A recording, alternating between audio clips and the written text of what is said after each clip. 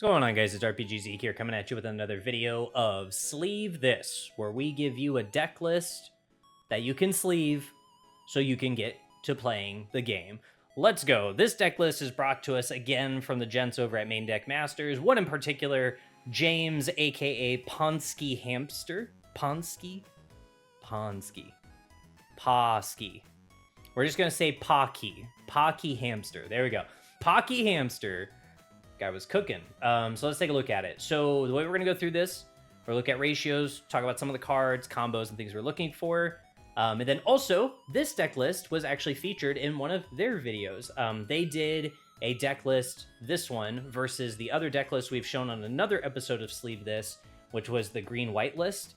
I will have that video link down in the description below, so if you actually want to see the cards or the deck kind of go through the paces, by all means, go ahead and check out the video by clicking that link down there. Let's go into it. So what are we looking at here? We've got majority of spirits, as with any good Fable Beast list should have. We got 26 spirits. It's only 7 nexuses. So 7, pretty interesting. We'll take a look at it. And then magics, we've got 19, because this one is actually leaning into the white magics, since we do have a little bit of yellow-white kind of splashed in here, and it's not just solely yellow. So let's move into this first spirit on the list, starting from the lowest to the highest cost. We've got 2-cost Cheshire Cat. Whole point of him is when he's summoned, he reduces the next cost of your yellow magic by 1. So that's nice, because it just helps you cheek out a little bit of a cost reduction. Then we've got a staple, I feel like, for Fabled Beasts that use Blessed.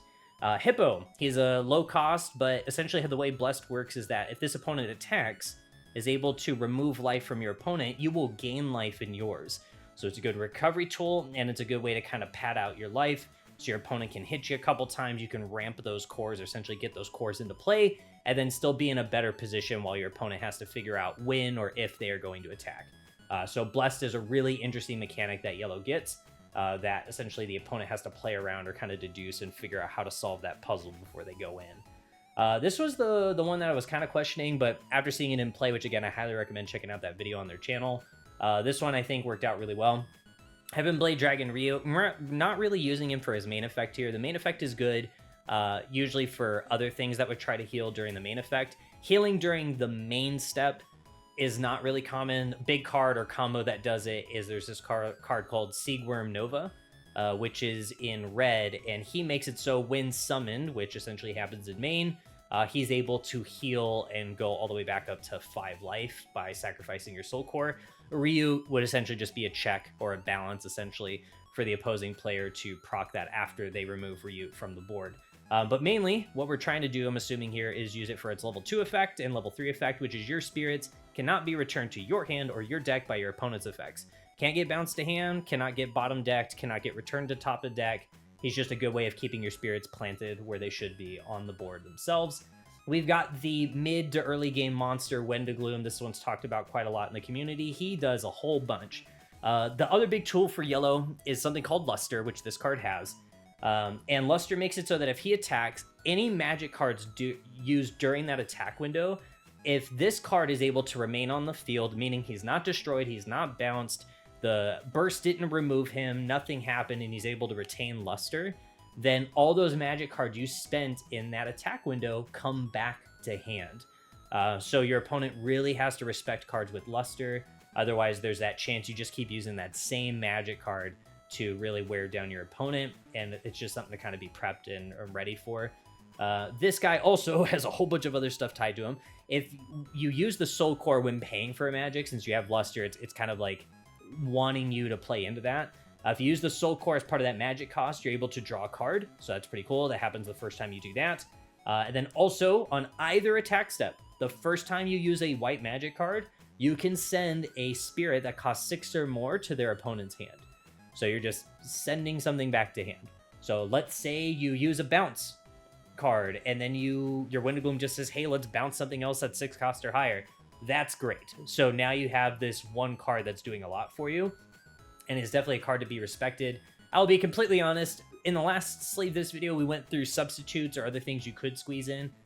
I'll kind of give a recommendation on this one, even though this card is in a league all of its own as far as I'm concerned. I don't really know if there's anything we would specifically look for to replace this, but we can kind of talk it out, and we'll go through that in a little bit towards the end of the video. Dual Eagle, another big staple card, I feel like, in the Fabled Beast list. This guy has Blessed at level 2, but at his 3rd level, he makes it so Blessed Spirits cannot be blocked by your opponent's level 1 spirits. So anything that is not at level 2 or higher is not going to be able to essentially do much when your spirits... Or sorry, unless they're at level 2 or higher.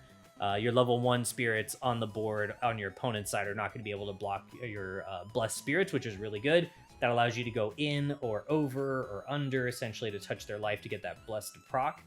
This one's a really good card, and I'm considering throwing it back in my list currently. It's Peril Beast Hundun. He is what's called Lightning Arrow on a body. His level 2 and 3 effect makes it so when he attacks or blocks, he selects something else that cannot attack or block for the turn. So it's a way of essentially controlling your opponent's side of things. And because we have so many Fabled Beasts in here, if he dies, that doesn't really hurt us that much because we're able to look at the top 3 cards and then pull a Fabled Beast from the returned cards, and then the rest of those go to the bottom of your deck. So that is a good way to keep the hand full. Towa, Peril Beast, Towa, or Towu, Uwu. When summoned, reveal the top 3 cards, return any number of those cards to the bottom, and then chain white. So essentially, if he's able to see Wind of Gloom or one of the Nexuses here that we're going to talk about, he can also not be selected by your opponent's spirits until the end of next turn by any of their effects. So that is a good way of keeping him on the board too, since he's not able to be selected, and he too also gets Luster, that thing that Wind of Gloom has in this list. Very good way of sifting through your deck and kind of loading something, because as we just talked about, if you dropped Peril Beast, you can look and see what you want to keep up top. With Wind of Gloom, you can help yourself to a healthy draw and then grab a card, essentially loading yourself prepared for what you're going to get next in that filtering, I guess, in your deck list, which is pretty interesting. This top card was, I think, a personal preference for Pocky and not so much anything else. From my understanding, he really likes Alice. But when this one attacks, select one of your opponent's spirits, reduce its BP by 1,000 for each spirit that you control during this turn. With this deck list, you are usually going to be playing wide, usually several spirits at a time.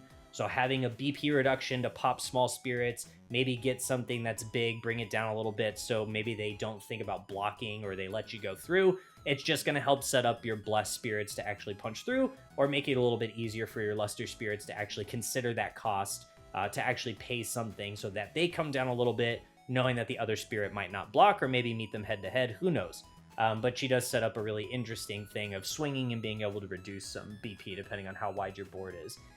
If you control 3 or more spirits during the attack step, when this spirit would be destroyed, you may place a core from the void onto it to keep it on the field exhausted instead.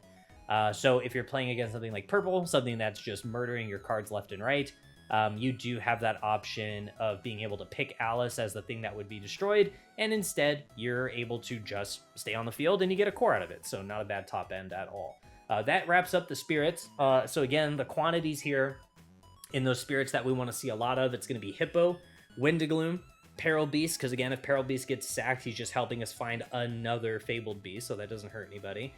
Majority of this entire list, actually all of this list, is Fabled Beast except for Alice. So if you were to search and you pulled an Alice and there wasn't any other targets, you're not going to be able to take Alice to hand. But hey, you're able to get, all these other options to your hand, which is super great. When we look at Nexuses, this one is like needed for Fabled Beast. So when you play Phantasmal Paradise, as soon as you drop another Fabled Beast on the board, exhaust this, draw a card. It's able to use that utility to keep your hand full. You get options to your hand, which is great. You're not really using it for the level 2, although in some instances you absolutely could throw 2 cores on there and buff up your Fabled Beast spirits because they would get that extra 1,000 boost. And through the power of video editing, we are back. But talking about Steam Powered Factory really quick. Level 1, when you use a magic card, you may count each symbol in this Nexus as 2 symbols when calculating the cost reduction. That's really good considering your magics here do have a good healthy quantity of seeing reduction. Your board state might not be in a good place at the time when one of these finally gets played. And then this Nexus does count as either a 1 yellow or 1 white. But if you use a magic, you could say, hey, this Nexus is going to be counted as 2 white. Or hey, this magic is going to make this Nexus count as 2 yellow. Whatever it might be for actually getting that magic out. So it's pretty cool. And then also the first time you use, during your turn, The first time one of your yellow or white spirits is destroyed by your opponent each turn, return that card from your trash to your hand. It's a good way of applying pressure, but still looping something back to hand if your opponent decides to block, or if your opponent decides to kill it with a magic, whatever that might be. But getting that utility monster, whatever it might be, back to hand to use it next turn is really good, and the 3 copies in here is really interesting. Could he have done 4? Absolutely. I still think it's healthy because we have our big draw engine here, which is Phantasmal Paradise. Put down a body, like I said, exhaust, grab a card. This thing's just helping your cost reduction and making sure your spirits that you don't want to see hit the trash don't, at least not right away. 4 copies of Absolute Ice Shield. This is the Penton cover art. Why I didn't switch it to non-promos, I don't know. But hey, that's a lot of bling. Staple Ice Shield, I feel like, is in most of the decks we've already reviewed. So definitely take some time to hop on over to the website we use for all this, bssdb.dev, where you can check out all the cards, take some time, sit down, read them, or look at the alt arts. Highly recommend spending some time on here if you're serious about building a deck or wanting to look at some cards that you might be interested in. Definitely check it out. Next up, we've got 3 copies of Starblessed Draw. Even though this deck can draw on its own from just dropping a spirit or from Wind of Gloom casting magic using a Soul Core, you might not always be in a situation where you have that card, or you might have used it the last turn, or whatever the case is. So there's nothing wrong with more draw. 3 copies of Starblessed Draw in here is healthy enough, makes sense. Next up, we got Thunderwall, the new magic from this box set. Select one of your opponent's spirits that does not have Astral. Reduce its BP by 2,000, chain white. Spirits with 2,000 or fewer BP cannot attack during this turn. Main thing with Astral spirits is none of them get really big, unless you meet some kind of condition or just have a lot of cores on them. So Thunderwall, in my opinion, I think is really good for obviously mixing with Alice. You swing, you reduce something, and then you absolutely could Thunderwall it. And then also, it's a good defense tool as well, making it so you can't get rushed by a whole bunch of low-hanging spirits. So that is a pretty good tool to utilize. Next up, we've got Whiteout, which feels like a really good staple card in the white and yellow mix-up, especially if you're going to be using something like Wind of Gloom. You select one of your opponent's spirits that costs 4 or fewer, return it to their hand. Again, talking of combos, Wind of Gloom. First time he sees you use a white magic card, guess what? That is considered a white magic card. So you're going to be able to bounce not only a 4 cost, but if you combo it with Wind of Gloom, you can also send a 6 cost back to hand. The part here that kind of makes Wind of Gloom a little weird is that he's missing being able to hit a 5 cost in that combo. So if there's a 5 cost there, you go right over it in both situations. Well, right under it with this one and then right over it with the other part of it. Chain yellow, draw a card. Guess what? Yellow, it's everywhere. You're going to be able to draw just a whole bunch whenever you use Whiteout. If you have Luster, like we talked about on Peril Beast and Wind of Gloom, Luster's just going to get that card back to hand if your opponent doesn't have an answer for sacking this or getting this card off the board. So that is not a bad idea. Next up, Dream Bomb, self-explanatory. If you lose life, return a Nexus to the opponent's hand, but usually what you're using this for is the second effect, sending an opponent's spirit to their hand. So in this deck list, if you have one of these put down, you're able to see full cost reduction because it would be counted as 2 white symbols if you use Dream Bomb. And then that is a reduction of only 2 white symbols. So you can see very easily how Steam Powered Factory, since most of our spirits are yellow, all except for Wind of Gloom that counts as both, how this Nexus would come in handy. Next up, we've got the other thing that really tips yellow into a different league of its own, Snow Melting Light.